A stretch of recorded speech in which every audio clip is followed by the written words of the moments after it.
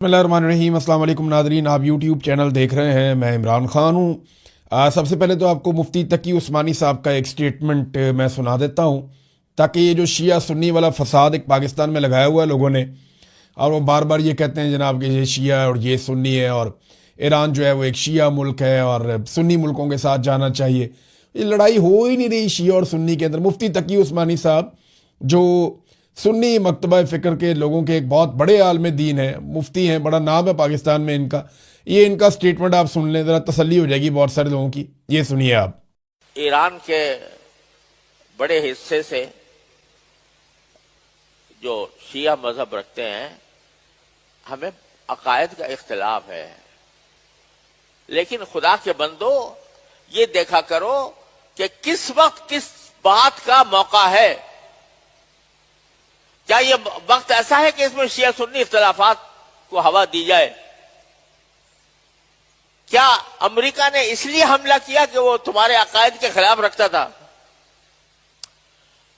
وہ تو ایک مسلمان کا نمائندہ چونکہ سمجھا جاتا تھا، اس لیے اس کے اوپر حملہ ہو رہا ہے، اور وہ اس کے مقابلے میں ڈٹ کر کھڑا ہوا ہے۔ اس کی تو اس لحاظ سے ہمیں حمایت کرنی چاہیے۔ لے جی، آپ نے سن لیا مفتی تقی عثمانی صاحب کو، تو بہت سارے لوگوں کو تسلی ہو جائے گی کہ یہ شیعہ سنی مسئلہ نہیں ہے، یہ مسئلہ امریکہ اور اسرائیل کا ایران کے اوپر حملے کا ہے۔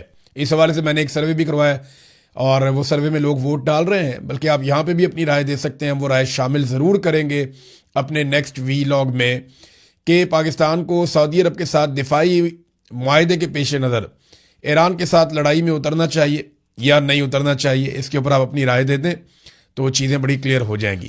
اب ناظرین، ایک رپورٹ آئی ہے عالمی سطح پر، اور یہ بڑی خوفناک رپورٹ ہے، یہ پاکستان کو ہلا دینے والی رپورٹ ہے، اور یہ تحفہ پاکستان کو پاکستان کی انٹیلیجنس ایجنسیوں نے اور پاکستان کی ملٹری اسٹیبلشمنٹ نے دیا ہے۔ پاکستان جہاں پہ دہشت گردی لگاتار ختم ہو رہی تھی، پاکستان سیاحوں کے لیے ایک بہترین ڈیسٹینیشن بن رہا تھا، 2021-22 میں سیاح جو ہیں وہ پاکستان میں آ رہے تھے، حالات بہت نارملائز ہو چکے تھے، ڈرون حملے ختم ہو چکے تھے، اور قبائلی علاقوں میں بڑا سکون تھا۔ لیکن اس کے بعد جنرل باجوہ نے، جنرل فیض حمید نے اور جنرل ندیم انجم نے شہباز شریف اور ان کے ساتھیوں کے ساتھ مل کر دہشت گردوں کو لا کر خیبر پختونخوا میں بسایا، اور بارڈروں سے باقاعدہ فوج نے دہشت گردوں کو گزار کر پاکستان میں لا کر بسایا۔ اب دہشت گردی بڑھنا شروع ہو گئی ہے۔ تو یہ ایک نیا ڈیٹا آیا میرے پاس، یہ میں آپ کو دکھاتا ہوں۔ یہ ہے جی گلوبل ٹیررزم انڈیکس۔ یہ جو دا گلوبل ٹیررزم انڈیکس ہے، یہ ہر سال جاری کیا جاتا ہے، اور یہ انٹرنیشنلی جاری ہوتا ہے۔ تمام ممالک کا ڈیٹا اس کے اندر رکھا جاتا ہے۔ 163 ممالک ہیں جو کور کرتے ہیں دنیا کی لگ بھگ 99% آبادی کو، وہ اس کا سارا ڈیٹا یہاں پہ ہمارے پاس موجود ہے۔ Institute of economics and peace, یہ جناب ادارہ ہے جہاں سے یہ رپورٹ جاری ہوتی ہے۔ اب اس رپورٹ میں پاکستان دنیا میں دہشت گردی سے متاثرہ ممالک کی فہرست میں پہلے نمبر پہ آ گیا، اور یہ فیلڈ مارشل عاصم منیر صاحب کے دور میں ہوا۔ فیلڈ مارشل کا ٹائٹل انہیں مل گیا، ایئر فورس نے طیارے گرائے تھے، تاحیات استثنا بھی انہوں نے لے لیا، 5 سال کی ایکسٹینشن بھی انہوں نے لے لی، اور پاکستان اس وقت دہشت گردی سے متاثرہ ممالک کی فہرست میں پہلے نمبر پہ ہے۔ اندازہ کریں آپ، ہمارا نمبر پہلا ہے اور ہمارا ریکارڈ سب سے زیادہ۔ اور یہ کس بنیاد کے اوپر یہ بناتے ہیں؟ نمبر 1 دہشت گردی کے واقعات، نمبر 2 دہشت گردی میں کتنی جانیں گئیں، نمبر 3 دہشت گردی میں کتنے زخمی ہوئے، نمبر 4 دہشت گردی میں کتنے لوگوں کو اغوا کیا گیا یا انہیں یرغمال بنایا گیا۔ ان 4 چیزوں کی بنیاد پہ واقعات، قتل، زخمی اور اغوا کرنا، یرغمال بنانا، اس نقطۂ نظر سے پاکستان دنیا میں نمبر 1 آ گیا۔ یہ ہے جناب پاکستان کی حالت۔ افغانستان کے اوپر ہم الزام لگاتے ہیں کہ دہشت گردی وہ کر رہے ہیں پاکستان میں، تو افغانستان دہشت گردی کے معاملات پہ نمبر 11 میں ہے پوری دنیا میں ڈیٹا میں۔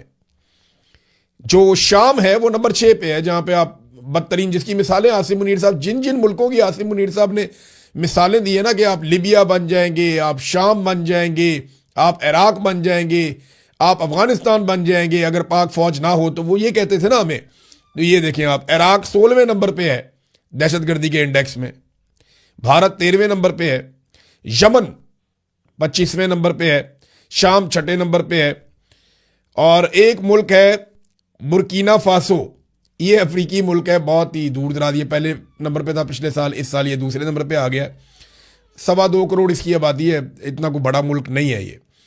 تو افغانستان نمبر 11 پہ چلا گیا دہشت گردی کے معاملات میں, اور پاکستان پہلے نمبر پہ. یہ تحفہ پاکستان کو پاکستان کی ملٹری اسٹیبلشمنٹ نے اس لیے دیا کہ انہوں نے عمران خان کو کمزور کرنا تھا, اس کی سیاست کو تباہ کرنا تھا. وہ خیبر پختونخوا میں تگڑے تھے, لہذا خیبر پختونخوا میں دہشت گردوں کو امپورٹ کیا گیا جان بوجھ کر. جو موقع تھا افغان حکومت کے ساتھ مل کر دہشت گردوں کو ختم کرنے کا, وہ موقع انہوں نے ضائع کیا, اور اب افغانستان کے ساتھ الگ لڑائی لڑ رہے ہیں, دہشت گردی کے واقعات الگ پاکستان میں ہو رہے ہیں. امید کرتے ہیں کہ دہشت گردی پاکستان میں ختم ہوگی, کیونکہ دہشت گردی کے ساتھ کوئی بھی ملک آگے نہیں بڑھ سکتا, اس میں سیاحت نہیں آ سکتی. یہاں جو کام ہوتا ہے نا عمران خان کی مخالفت میں ہوتا ہے. مثال کے طور پہ عمران خان صاحب کی ملاقاتیں بھی روک دی گئیں, یعنی عید پہ بھی سابق وزیر اعظم کو اپنی فیملی سے ملنے کی اجازت نہیں دی گئی, انہیں نئے کپڑے بھی نہیں دیے گئے. یہ حالات کیے گئے عمران خان صاحب کے ساتھ. لیکن جب نواز شریف صاحب جیل میں تھے تو تب کیا ہوا تھا؟ یہ خبر آئی تھی کہ مسلم لیگ نون کے صدر اور اپوزیشن لیڈر شہباز شریف نے اہل خانہ کے ہمراہ اڈیالہ جیل میں سابق وزیر اعظم نواز شریف اور مریم نواز سے ملاقات کی. نواز شریف کی والدہ, حمزہ شہباز, سلمان شہباز, خاندان کے دیگر افراد اور سٹاف کے لوگ بھی اس ملاقات میں موجود تھے, یعنی ملازم شلازم بھی سارے گئے ہوئے تھے. شریف خاندان نے عید پر نواز شریف اور مریم نواز سے جیل میں ملاقات کی درخواست کی تھی.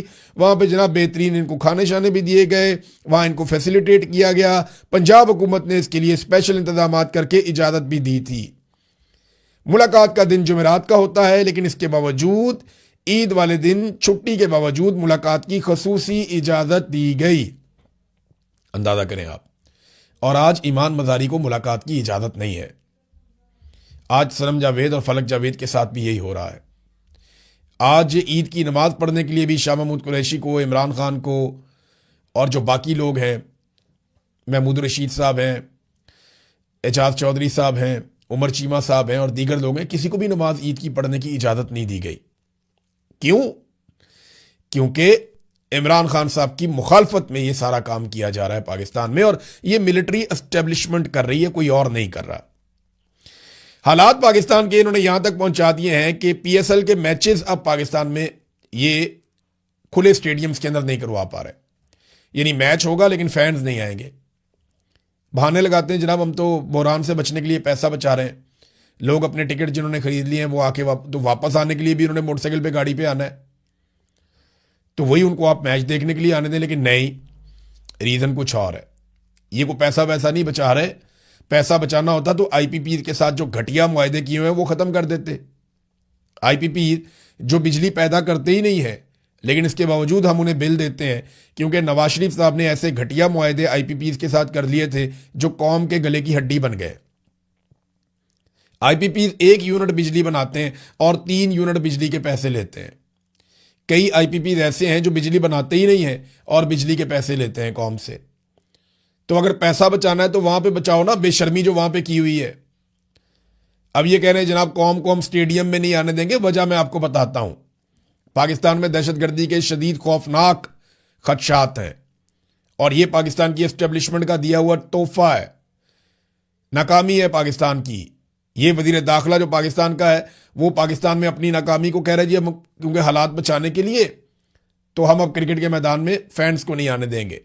معاملہ یہ ہے کہ یہ انتہائی غیر مقبول ہو چکے ہیں. انہیں خطرہ ہے کہ کرکٹ کے میدان میں لوگ ایران کے حق میں بات کریں گے, کرکٹ کے میدان میں لوگ عمران خان کے حق میں بات کریں گے, وہ پہلے بھی ہوتی رہتی ہے. اور کرکٹ کے میدان میں یہ لوگوں کو اس لیے بھی نہیں آنے دے رہے کہ دہشت گردی کے بڑے خوفناک خدشات ہیں پاکستان میں. یہاں انہوں نے پاکستان کو پہنچا دیا, اور یہ قوم کا سب سے پسندیدہ کھیل ہے. لیکن اس کے باوجود حالات یہ ہیں کہ جو قومی ٹیم کا سابق کوچ ہے گیری کرسٹن, اس نے انکشاف کیا ہے کہ پاکستان میں کوچنگ کے دوران بہت زیادہ مداخلت دیکھی ہے. پاکستانی ٹیم کے ساتھ کام کے دوران باہر سے غیر معمولی مداخلت اور بیرونی دباؤ نے میرے لیے حالات کو خاصا مشکل بنا دیا تھا. کوچ کے لیے اس